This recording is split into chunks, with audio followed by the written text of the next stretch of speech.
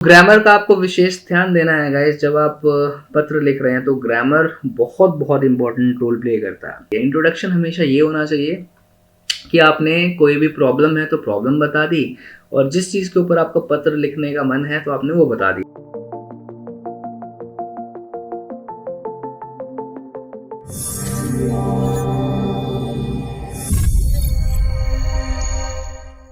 So guys, आज हम क्या करने वाले हैं, आज हम इस क्लास में डिस्कस करेंगे डिस्क्रिप्टिव राइटिंग, और डिस्क्रिप्टिव राइटिंग के अंदर लेटर राइटिंग, ओके, जो कि बहुत इंपॉर्टेंट है। जो स्टूडेंट्स प्री का एग्ज़ाम क्लियर कर चुके हैं तो मेंस के एग्ज़ाम के बाद में ये आपसे पूछा जाता है। एक पूछा जाता है ऐसे और एक पूछा जाता है लेटर राइटिंग।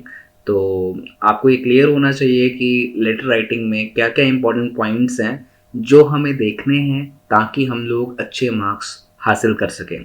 तो ये एक अप्रोच है गाइडली के द्वारा, step by step approach. Identify the type of letter. इसके बाद में आपको देखना होगा कि किस प्रकार का लेटर है। अब लेटर कई सारे प्रकार के होते हैं। फॉर्मल राइटिंग होती है, इनफॉर्मल राइटिंग होती है। फॉर्मल राइटिंग का मतलब मान लीजिए कि आप अपने बॉस को लेटर लिख रहे हैं, और कुछ इस तरीके से लेटर लिखना है कि जो ऑफिशियल हो, तो वो फॉर्मल लेटर कंसिडर किया जाएगा। मान लीजिए आप एक एडिटर को लेटर लिख रहे हैं ताकि आप अपने भाव जो हैं, आप अपनी जो व्यूज हैं, ओपिनियंस हैं, वो लोगों तक पहुंचा सके, तो ये एक फॉर्मल लेटर रहेगा। अगर आप किसी इलेक्ट्रिसिटी डिपार्टमेंट में आप कंप्लेंट करना चाह रहे हैं किसी चीज को लेकर के, तो ये एक फॉर्मल लेटर रहेगा। पर अगर आप अपने मामा के बेटे को एक पत्र लिख रहे हैं तो ये एक इनफॉर्मल लेटर रहेगा। आप अपने फ्रेंड को इनवाइट करना चाह रहे हैं अपने बर्थडे पार्टी पर या अपने हाउस ओपनिंग सेरेमनी पर, तो ये एक इनफॉर्मल लेटर रहेगा। आप अपने रिलेटिव को उनके द्वारा हेल्प किए जाने पर आप थैंक्स कर रहे हैं, तो ये एक इनफॉर्मल लेटर रहेगा। आप अपने छोटे भाई को या छोटी बहन को एक एडवाइस देना चाह रहे हैं तो that will be your informal letter. तो जब आपको फॉर्मल और इनफॉर्मल लेटर के बारे में पता लग जाता है कि क्या डिफरेंस होता है, तो इसमें आपको ये जानना जरूरी है कि फॉर्मल लेटर है या इनफॉर्मल लेटर है। क्योंकि गाइज, फॉर्मल लेटर का जो राइटिंग फॉर्मेट होता है वो डिफरेंट होता है, और इनफॉर्मल लेटर का जो राइटिंग फॉर्मेट होता है वो डिफरेंट होता है। क्या क्या डिफरेंसेस होते हैं हम आगे चर्चा करेंगे। यू कैन सी हियर, तो इसको हम डिस्कस कर रहे हैं। तो सबसे पहले गाइज, आपने देखा यहाँ पर ये क्या है, ये पूरा एड्रेस जो लिखा है वो किसका एड्रेस है। So this is sender's address, sender's address. और सेंडर्स एड्रेस में देखिए क्या लिखा है। सो 12 कमला नगर, न्यू दिल्ली। तो इसके बीच में स्पेस छोड़ने की ज़रूरत नहीं है गाइस। जब मैं ये लेटर लिख रहा था गाइस, तो एक्चुअल में ये फॉर्मेट थोड़ा सा इस तरीके का लगा कि मैं स्पेस छोड़ने की कोशिश कर रहा था। ये न्यू दिल्ली जो है इसके साथ में स्विच हो रहा था बार बार, तो आप यहाँ पर लाइन नहीं छोड़ेंगे और इसके बाद भी लाइन नहीं छोड़ेंगे। न्यू दिल्ली के बाद में पिन कोड लिखेंगे और 5 अक्टूबर। लाइन छोड़नी है आपको यहाँ पर। सेंडर्स एड्रेस और रिसीवर्स एड्रेस के बीच में लाइन क्यों छोड़ें? वो इसलिए छोड़ें ताकि ये एड्रेस और ये एड्रेस अलग अलग हो सके, और सामने वाला जो पर्सन है उसको दिक्कत ना आए कि एक्चुअल में पत्र किसने लिखा है। तो customer service department 75D Vijay electronics, ये रिसीवर्स एड्रेस है जिस पर्सन को ये पत्र मिलना है। Patel Nagar, new Delhi, pin code 12345। Pin code जरूर लिखना, अपना भी और उनका भी। चलिए, उसके बाद में बात आ रही है सैल्यूटेशन की। सैल्यूट कर रहे हैं डियर सर, डियर मैम बोल के। डियर सर और मैम वो कोई भी हो सकता है। इसके बाद में सब्जेक्ट लिखना है रिक्वेस्ट फॉर रिप्लेसमेंट और refund of defective electronic device, तो इस चीज़ के ऊपर है। अब सब्जेक्ट आपने लिख दिया है, इसलिए लिखते होते सब्जेक्ट ताकि जो भी कंसर्न्ड पर्सन है वो ये पत्र सीधा उसको पहुंच जाए। मतलब कोई भी ऐसा पर्सन जो हो सकता है कि जिसका डिपार्टमेंट हो ही ना ये, जिसको ये पत्र मिल रहा है, तो हो सकता है कि वो फालतू में पत्र पढ़े इससे पहले कि वो सब्जेक्ट पढ़ ले और वो उस पर्सन को दे दे जो उस डिपार्टमेंट का हो। तो सब्जेक्ट इसलिए लिखा जाता है। ओके, उसके बाद में ये बॉडी है। बॉडी देखो कैसे शुरू कर रहे हैं। I hope this letter finds you well, I am writing to bring to your attention an issue. आपने डायरेक्टली इशू जो है उसको यहाँ पर परिचित करा दिया है, एक्वाइंटेंस दे दी है। आई have encountered with a recent purchase I made on your platform. तो ग्रामर का आपको विशेष ध्यान देना है गाइस। जब आप पत्र लिख रहे हैं तो ग्रामर बहुत बहुत इंपॉर्टेंट रोल प्ले करता है। तो पत्र लिखते वक्त ग्रामर का विशेष ध्यान दें। My order number is this and I receive the product on this date. तो आपने सबसे पहले जो प्रॉब्लम है, ठीक है, आपने प्रॉब्लम किस चीज़ के ऊपर है ये आपने बता दिया, और आपने प्रोडक्ट की डिटेल बता दी, इस दिन आपने ये प्रोडक्ट खरीदा था। चलिए अब प्रोडक्ट की डिस्क्रिप्शन देंगे, प्रोडक्ट में प्रॉब्लम क्या आ रही है। The product in question is a product name.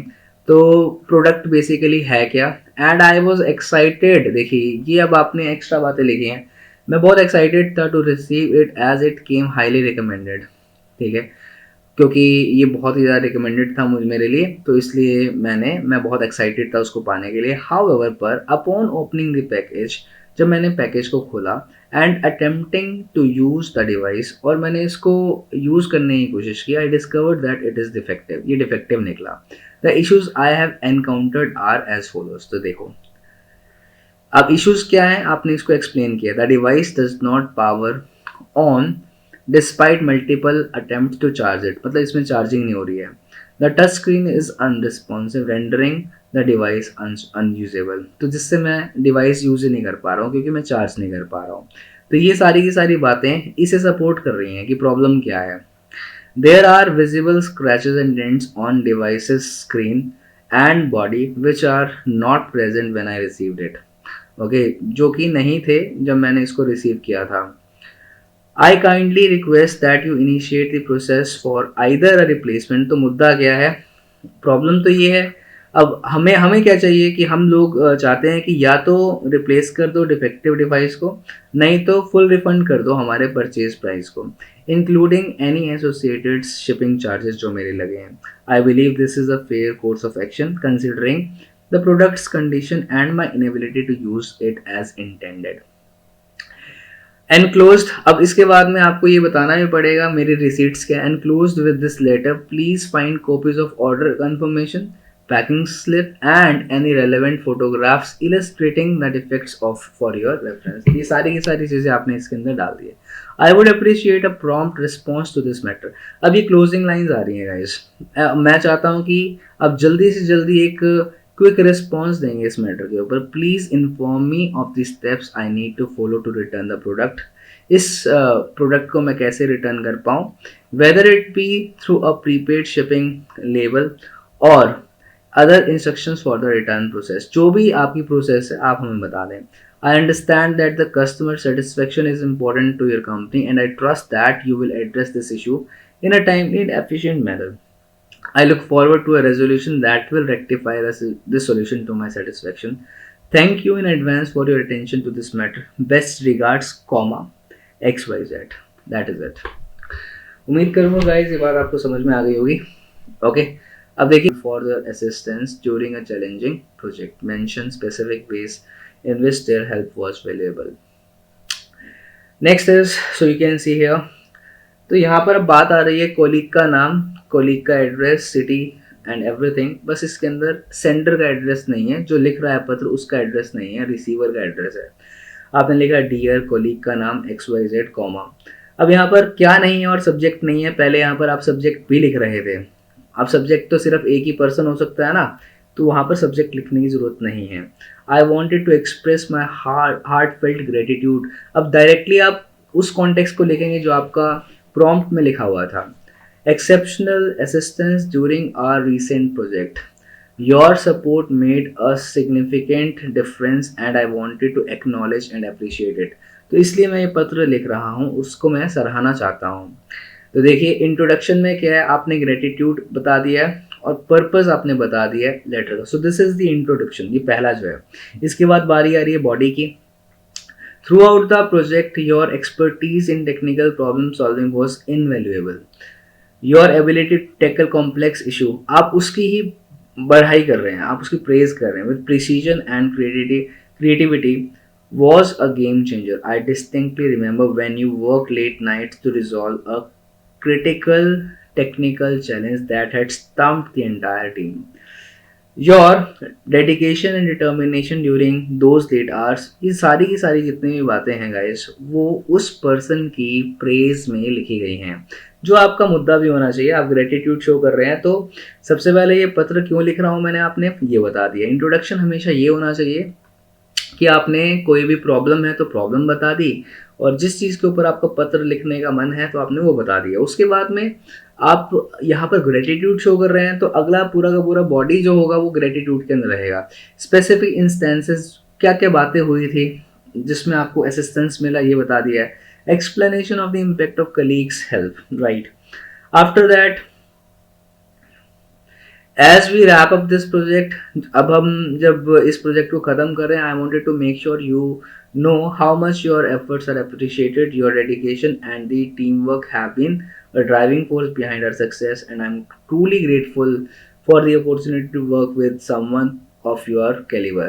तो दोबारा से आपने ग्रेटिट्यूड को दर्शाया है पॉजिटिव। आपने लास्ट में ये बताया कि आप कितना ज़्यादा अच्छा महसूस करते हैं कि आप जैसे पर्सन के साथ में उसको काम करने का मौका मिला।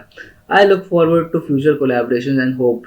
तो ये क्लोजिंग लाइन से एक्सप्रेशन ऑफ दोबारा से अप्रिशिएशन ही कर रहे हैं, और and return the favour whenever you need assistance, और मैं भी जब भी आपको ज़रूरत हो तो मैं उसके लिए हमेशा तैयार हूँ। इस प्रकार की बातें कर सकते हैं जब आप ग्रेटिट्यूड शो कर रहे हैं। Once again thank you for being an exceptional colleague and for making this project a memorable and successful experience. Last में वार्म रिगार्ड्स। अब यहाँ पर आप यस योर लविंगली भी लिख सकते हैं, वार्म रिगार्ड्स भी लिख सकते हैं, XYZ directly. I hope guys it is clear to you, और ये बात आपको समझ में आ गई। This is your informal letter. बस इनफॉर्मल लेटर में आपको एक बात याद रखनी है कि यहाँ पर सिर्फ और सिर्फ रिसीवर का एड्रेस आता है, सेंडर्स एड्रेस नहीं आता है, और यहाँ पर सब्जेक्ट नहीं आता है। और इंट्रोडक्शन के अंदर आप लिखते हैं जिस चीज़ के ऊपर टॉपिक होता है, और उसके बाद में अगर बात हो रही है किसी को ग्रेटिट्यूड शो करने की, तो क्यों शो किया जा रहा है उसकी प्रशंसा आप कर रहे हैं इस पैराग्राफ के अंदर। और सपोर्ट करने के लिए कुछ और पॉइंट्स आपने लिखे हैं यहाँ पर। और लास्ट में क्लोजिंग लाइंस। क्लोजिंग लाइंस के अंदर आप लिख रहे हैं कि आप